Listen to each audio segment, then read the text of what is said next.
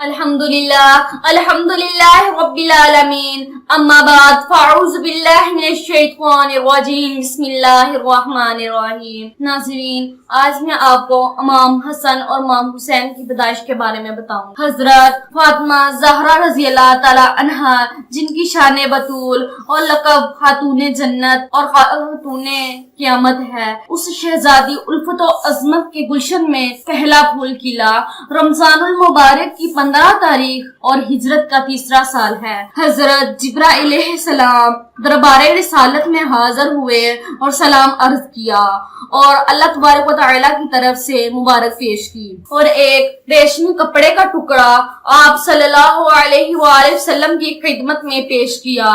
جنت کے اس کپڑے پر ایک تصویر تھی، وہ نہایت خوبصورت بچے کی تصویر تھی، ایسی تصویر جیسے حضرت محمد صلی اللہ علیہ وآلہ وسلم کی بچپن کی تصویر ہوں۔ حضرت محمد صلی اللہ علیہ وآلہ وسلم اس تصویر کو بڑے پیار اور محبت سے دیکھ رہے تھے۔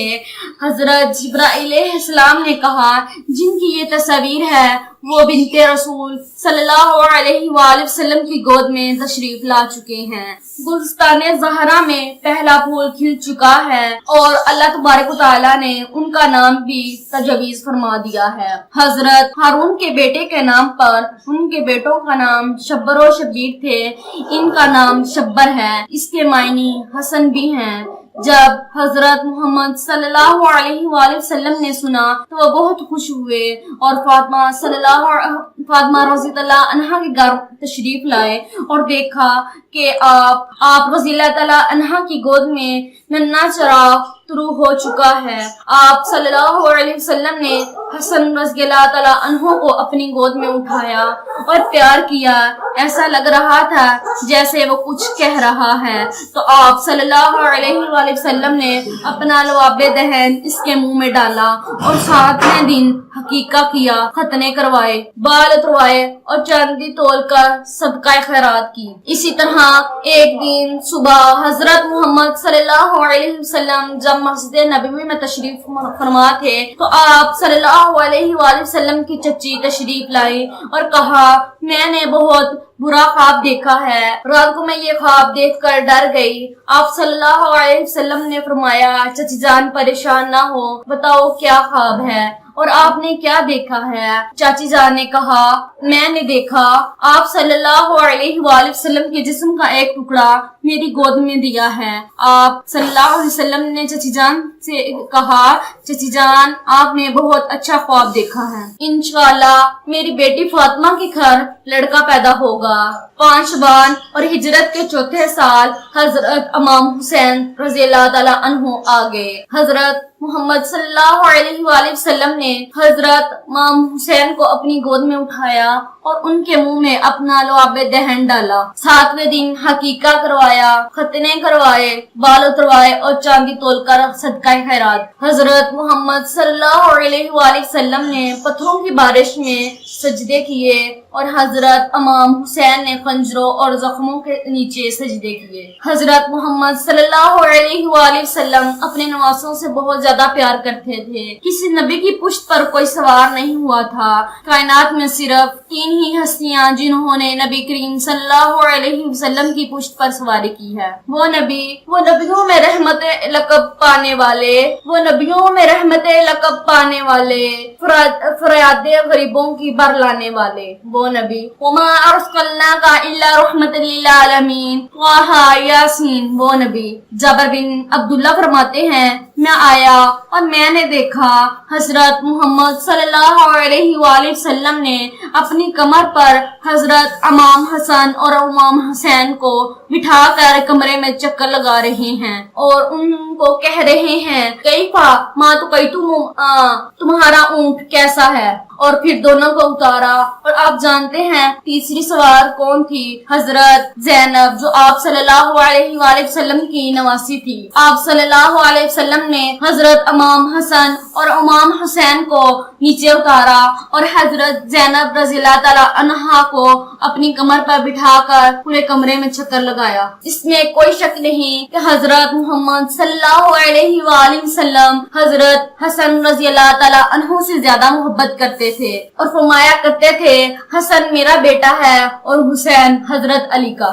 اس کی وجہ یہ تھی کہ سر سے چہرے مبارک اور کمر تک حضرت محمد صلی اللہ علیہ وسلم کی طرح حضرت حسن تھے اور سر سے پاؤں تک اپنے باپ کی تصاویر تھے، اور حضرت امام حسین سر سے کمر تک اپنے باپ حضرت علی کی طرح اور کمر سے پاؤں تک حضرت محمد صلی اللہ علیہ وآلہ وسلم کی تصاویر۔ حضرت محمد صلی اللہ علیہ وآلہ وسلم ان دونوں سے بہت زیادہ پیار کرتے تھے۔ ایک دن آپ صلی اللہ علیہ وسلم نے دیکھا کہ حضرت امام حسن اور امام حسین دھوپ میں کھیل رہے ہیں۔ حضرت محمد صلی اللہ علیہ وآلہ وسلم نے حضرت علی سے کہا کہ انہیں اندر لے جاؤ، آپ کو نہیں پتا باہر کتنی گرمی ہے، کیونکہ حضرت محمد صلی اللہ علیہ وسلم کو پہلے ہی پتا تھا کہ حضرت امام حسین کربلا میں شہید ہونے والے ہیں، تپتی ریت میں ان پر ظلم کیے جائیں گے اور حضرت حسن امام حسن کو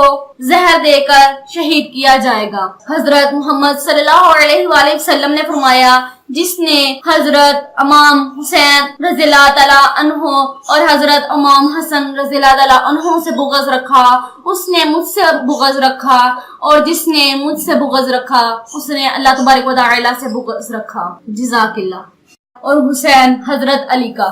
اس کی وجہ یہ تھی کہ سر سے چہرے مبارک اور کمر تک حضرت محمد صلی اللہ علیہ وسلم کی طرح حضرت حسن تھے اور سر سے پاؤں تک اپنے باپ کی تصاویر تھے، اور حضرت امام حسین سر سے کمر تک اپنے باپ حضرت علی کی طرح اور کمر سے پاؤں تک حضرت محمد صلی اللہ علیہ وآلہ وسلم کی تصاویر۔ حضرت محمد صلی اللہ علیہ وآلہ وسلم ان دونوں سے بہت زیادہ پیار کرتے تھے۔ ایک دن آپ صلی اللہ علیہ وسلم نے دیکھا کہ حضرت امام حسن اور امام حسین دھوپ میں کھیل رہے ہیں۔ حضرت محمد صلی اللہ علیہ وآلہ وسلم نے حضرت علی سے کہا کہ انہیں اندر لے جاؤ، آپ کو نہیں پتا باہر کتنی گرمی ہے، کیونکہ حضرت محمد صلی اللہ علیہ وسلم کو پہلے ہی پتا تھا کہ حضرت امام حسین کربلا میں شہید ہونے والے ہیں، تپتی ریت میں ان پر ظلم کیے جائیں گے اور حضرت حسن امام حسن کو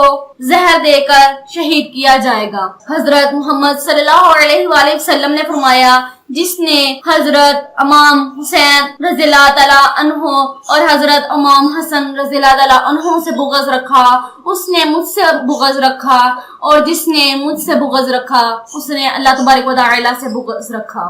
جزاک اللہ۔ محمد صلی اللہ علیہ وآلہ وسلم نے فرمایا، جس نے حضرت امام حسین رضی اللہ تعالیٰ عنہ اور حضرت امام حسن رضی اللہ تعالیٰ عنہ سے بغض رکھا اس نے مجھ سے بغض رکھا، اور جس نے مجھ سے بغض رکھا اس نے اللہ تبارک و تعالیٰ سے بغض رکھا۔ جزاک اللہ۔